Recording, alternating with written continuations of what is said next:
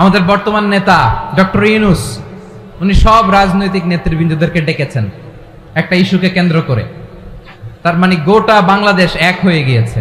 আমরা সবাই উদ্বেলিত হয়েছি, উচ্ছ্বসিত হয়েছি, ঠিক কিনা বলেন? রাজনৈতিক নেতাদেরকে ডেকেছেন উনি, আমরা এক হয়েছি। এরপরে ধর্মীয় অঙ্গনের যে লিডাররা বিভিন্ন ধর্মের, শুধু মুসলিম না, সবাইকে ডেকেছেন, আমরা ঐক্যবদ্ধ হয়েছি।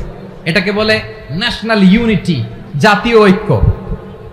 যে কোনো ধরনের কনস্পাইরেসি, ষড়যন্ত্র, আধিপত্যবাদ মোকাবেলায় জাতীয় ঐক্যের চেয়ে মোক্ষম হাতিয়ার আর নাই।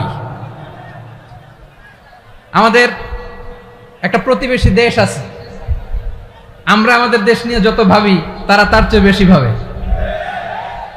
কথা বুঝতেছেন না? আরো ভেঙে বলতে হবে।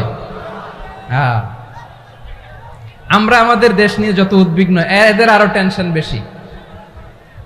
বলেন, আমাদের দেশে শান্তি আছে না নাই? আমরা হিন্দু মুসলিমে কখনো দাঙ্গা লাগে? আসতে বলেন, কেন লাগে? ওদের পূজা পার্বণে আমাদের মাদ্রাসার ছেলেরা যে পাহারা দেয়, চিল্লায় বলেন ঠিক কিনা?